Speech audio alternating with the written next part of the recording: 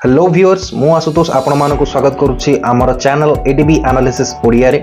आजिर ए video रे आमे माने डिस्कशन करिबा एआई द्वारा अफेक्ट हेउथबा जॉब गुडी को ऊपर आपणकर जॉब एआई रु केमिति सुरक्षित रहि परिबो ता विषय रे आज आमे डिस्कशन करिबा।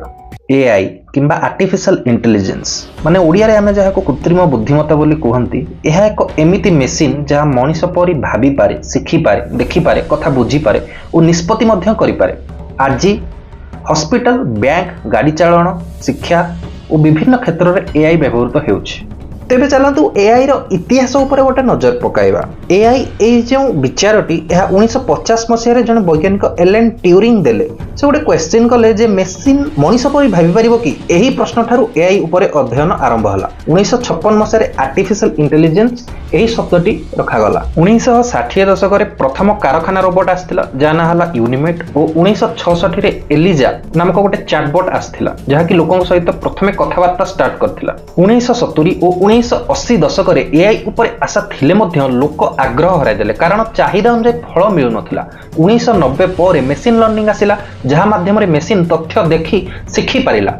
1997 मसीह रे आईबीएम रो डीप ब्लू नामक एक एआई विश्व चेस चैंपियन को हराइ देला और लोकंक मन रे बहुत प्रभाव पकाइला। 2012 रे डीप लर्निंग आसिला जहा एआई को आहुरी शक्तिशाली कला एवं 2016 रे एआई अल्फागो चीन रो एक खेल गो रे विश्व चैंपियन को हराइला। 2022 रे ओपन एआई रो चैट जीपीटी आसिला जहा संगे आज आमे कथाबार्ता हेउचे एहा हमर विभिन्न प्रश्नर उत्तर देउछि। चैट जीपीटी एक जेनरेटिव प्री ट्रेन्ड ट्रांसफॉर्मर ऊपर बेस्ड गोटिए आर्टिफिशियल इंटेलिजेंस मॉडल।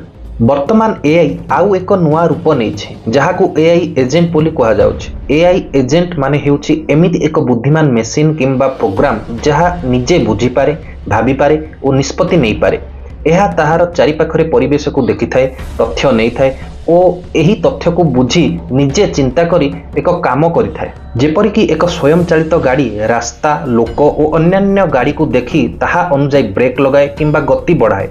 एक चैटबॉट लोकंक लेखा पढ़ी ताहार उत्तर दिए एवं लोकंक रिक्वायरमेंट भी फुलफिल करे। एक कारखाना रे रोबोट जिनिस को चिन्ही ताहाको उठाए। एही एआई एजेंट प्रथमे तथ्य को देखे और चिंता करे तापरे काम करे। एही देखिबा, भाबिबा, करिबा प्रक्रिया गोटाए परे गोटाए चली थाए। बहुत एआई एजेंट सिखि सिखि बेले बेले भलो निष्पत्ति दियंती जेपरि कि खेल खेलिबा, गाड़ी चलाइबा, व्यापार रे सहयोग करिबा और डाक्तरी सहयोग देबा। सेमाने अनुभव रु शिखिथांती और आगामी दिन रे भलो फल देइथांती। एआई एजेंट माने मात्र प्रश्न देखि उत्तर देउछंती नुहे बरम निजे योजना करी केमिति लक्ष्य पूरण करिवे सेथिरे लागि पड़न। तेबे चलंतु देखिबा एआई रो केउ सेक्टर रो जॉब मार्केट ऊपर कौन प्रभाव रही। एआई माने बहुत चतुर एवं निरंतर काम करिबारे सहायक हुअन्ति। एहा हमर प्रतिदिन रो काम को बदलाई देछि। जो काम गुड़िक रिपिटेटिव भाव में आम करते सही काम गुड़िक एआई अति सहजरे करि पारे। जदि आमे देखिबा एआई रो प्रभाव प्राय सबु सेक्टर ऊपर रही। जेमिति कि आईटी सेक्टर रे एआई भलो कोड लिखि पारुछि एवं भलो प्रोग्रामिंग करिवारे सहायता करुछि जहा आईटी सेक्टर रे कर्मचारी संख्या को कम करिवारे सहायता करछि। बैंकिंग सेक्टर रे भी चैटबॉट माने स्टेटमेंट देखिबा, नुआ एफडी करिबा, नुआ स्कीम विषय रे बुझाबा भली काम करि पारछन्ते। वर्तमान कॉल सेंटर गुड़िक बहु परिमाण प्रभावित होइछन्ते चैटबॉट जोगु। मेडिकल सेक्टर रे एआई लक्षण देखि मेडिसिन मध्य देई परिबो एवं रोबोट गुड़िक ऑपरेशन गुड़िक सक्सेस हार बहुत मात्रा रे बढ़ाई दैछन्ति। लॉयर मानकु मध्य एआई लीगल ओपिनियन एवं रिसर्च करिबारे बहुत सहायता करूछि। तेणु आगो जे लॉ फार्म रे अधिक लॉयर दरकार हेउथिले सेठी एबे बहुत कम लॉयर दरकार पडुछन्ति। एआई रोबोट गुड़िक वर्तमान फॉरेन रे होटल रे खाइबा तयारी करिबा, सर्व करिबा आदि सबु काम करूछन्ति। तो सेठी एबे आस्ते आस्ते मैन पावर गुड़िक कमुछि। वीडियो एडिटिंग, स्क्रिप्ट राइटिंग आदि काम भी एआई द्वारा अति सहजरे करा जाय पारुछि। तेणु जे सब काम गुड़िक आमे रिपिटेटिव भाव में करूछु से सब काम गुड़िक एआई द्वारा रिप्लेस करा जाय परिबो। एआई रो प्रभाव जो जॉब गुड़िक ऊपर सबुठु कम रहिबो से गुड़िक हला जेउठारे मनुष्यर भावना, सहानुभूति एवं सृजनशीलतार आवश्यकता हुए एवं एआई और रोबोट डेवलप और मेंटेनेंस काम गुड़िक एही काम गुड़िक एआई द्वारा संपूर्ण भाव में बदलिबा संभावना कम। जेमिति कि शिक्षक माने छात्रंक सहित संपर्क विकास करंती, भावना और बुझाइबा शक्ति द्वारा शिक्षा दियंती जहा एआई करि परिबो नाही। डाक्तर और नर्स माने रोगी को निजर मन और दयार सहित चिकित्सा करिथांती। एथिरे एआई सहयोग करि परिबो किंतु डाक्तर और नर्स माने आवश्यक। जेपरि कि मनोविज्ञानी और समाजकर्मी माने भावना बुझिबा लोकंक समस्या सुनी समाधान करंती एआई एथिरे सहायक नुहे।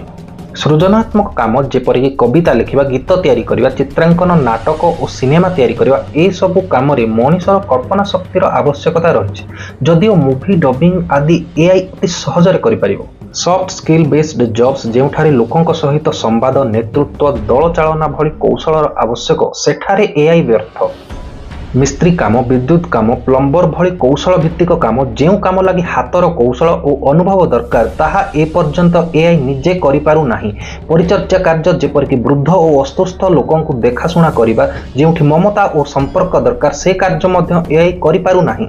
एवं आपण जदि आपणक काम रे पूरा परफेक्ट एवं एआई रो यूज करी आपण आपणक काम को फास्ट करि परिबे देन आपणकर डिमांड सदाबेले रहिबो। एआई केवल अनस्किल्ड लोकों को रिप्लेस करिवो। एक्चुअली कहिबा को गले एआई सिखिथिबा गोटे व्यक्ति ही आपणको रिप्लेस करि देबो। तेणु निजर स्किल उपरे भलो भाबरे काम करंतु। आजिर ई भिडियोटी आपणको भलो लागिथिले हमर चैनल को सब्सक्राइब करंतु आ भिडियोटी को लाइक करंतु।